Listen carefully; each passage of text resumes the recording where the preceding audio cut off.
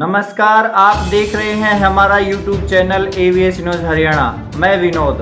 आज हम इस वीडियो में बात करेंगे शहीद आजम भगत सिंह के बारे में। शहीद सरदार भगत सिंह की आज 116वीं जयंती मनाई जा रही है। आज ही के दिन 1907 में कालीबंगा, जो कि आजकल पाकिस्तान में पड़ता है, भगत सिंह का जन्म हुआ था। 23 वर्ष की अल्पायु में ही भगत सिंह ने देश की आज़ादी की खातिर अपने प्राणों की बाजी लगा दी थी। हमारे बीच में से अधिकांश लोग भगत सिंह को मात्र एक क्रांतिकारी की तरह मानते हैं, परंतु भगत सिंह मात्र एक क्रांतिकारी नहीं थे। भगत सिंह एक विचार थे, एक दर्शन थे, जिसने क्रांतिकारी गतिविधियों को एक दार्शनिक आयाम दिया। भगत सिंह की जेल नोटबुक मिलने के बाद भगत सिंह के चिंतनशील व्यक्तित्व की व्यापकता और गहराई पर और अधिक प्रकाश पड़ा है।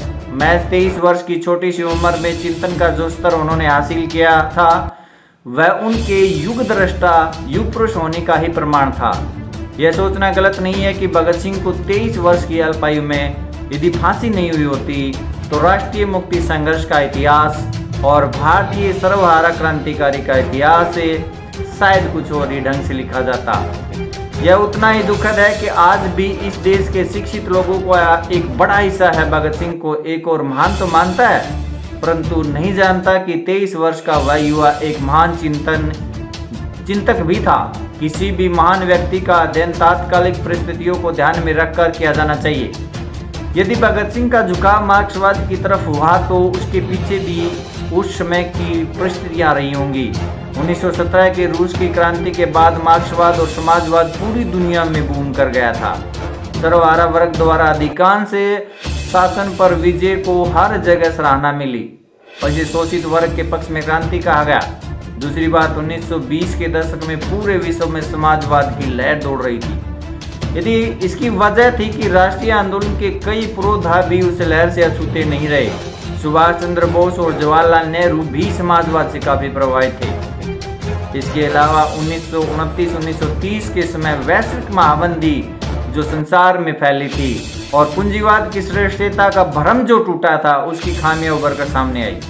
इसी दौर में दुनिया को समाजवाद पूंजीवाद के एक श्रेष्ठ विकल्प के रूप में दिखाई देने लगा। अपने जीवन के अंतिम वर्षों में भगत सिंह का मन व्यक्तिक हत्या, हिंसक गतिविधियों से विरक्त हो गया था। उनका प्रसिद्ध वक्तव्य था कि पिस्तौल और बम इंकलाब नहीं लाते, बल्कि इंकलाब की तलवार विचारों की शान पर तेज होती है। उन्होंने कार्ल मार्क्स, व्लादिमीर लेनिन तथा लियोन त्रोत्स्की को पढ़ा। वे कहते थे, किसानों और गरीबों को सिर्फ विदेशी शोषणकर्ताओं से ही मुक्त नहीं होना है, अपितु उन्हें पूंजीपतियों और जमींदारों के चंगुल से भी मुक्त होना है। इतना ही नहीं, वे सारी मानव जाति के हित में अर्थव्यवस्था और प्राकृतिक संपदा पर वितरण हेतु विश्व समाजवादी क्रांति के विचार में लीन रहे। जेल डायरी के पृष्ठ 190 पर उन्होंने लिखा, समाजवादी व्यवस्था प्रत्येक से उसकी योग्यता के अनुसार, प्रत्येक को उसकी आवश्यकता के अनुसार। उसके पश्चात वे मार्क्सवाद की ओर तेजी से झुकते हुए प्रतीत हुए। यही कारण था कि 1928 में उन्होंने हिंदुस्तान रिपब्लिकन एसोसिएशन का नाम परिवर्तित करके हिंदुस्तान सोशलिस्ट रिपब्लिकन एसोसिएशन कर दिया। यदि वे अधिक समय तक जीवित रहते तो उसमें वह प्रतिभा थी कि वह राष्ट्र के भविष्य को भी निर्धारित कर सकते थे। भगत सिंह ने देश में बढ़ती छुआछूत की भावना व सांप्रदायिकता को खतरा माना देश के लिए। उनका मानना था कि मानव अपनी गोद में कुत्ता तो बैठा सकता है, परंतु दूसरे मानव का स्पर्श उसे अछूत बना देता है। यह हमारे देश की कैसी विडंबना है। हमारे देश में तब भी ऐसा हो रहा था और आज भी हमारे देश में अपनी राजनीति को चलाने के लिए कभी धार्मिक तो कभी जातिगत दंगे करवाए जाते हैं, ताकि सत्ता में बैठे लोग कुर्सी पर काबिज रह सकें। देश की आज़ादी के आंदोलन में असहयोग और खिलाफत आंदोलन की समाप्ति के बाद मुस्लिम लीग और कांग्रेस के रास्ते अलग अलग हो गए और इसी दशक में देश में सांप्रदायिक दंगे भड़कने लगे। 1926 में कलकत्ता में एक भयानक दंगा हुआ।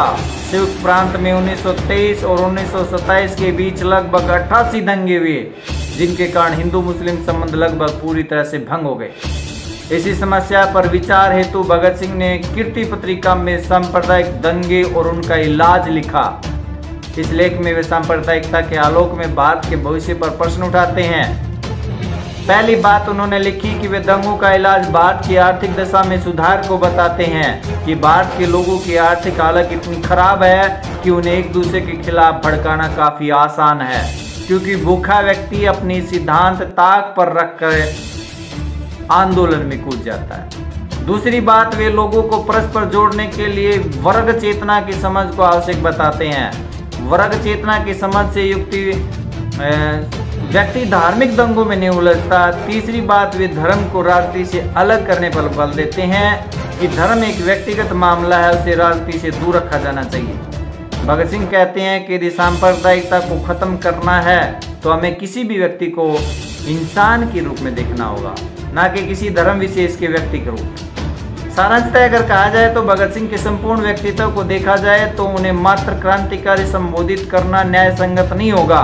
अपितु वह एक सशक्त क्रांतिकारी होने के साथ साथ एक विचारक, चिंतक और बुद्धिजीवी व्यक्तित्व थे। वे अन्य क्रांतिकारियों से विशेष थे क्योंकि वे राष्ट्र निर्माण का वैकल्पिक विचार रखते थे। बाद में सुभाष चंद्र बोस ने कहा था, भगत सिंह युवाओं में नई जागृति के प्रतीक बन गए थे। आज के युवाओं को सोचना समझना होगा और भगत सिंह के अधूरे सपनों को पूरा करना होगा, तभी हमारा देश, हमारा भारत देश विकसित, समृद्ध और खुशहाल हो सकता है।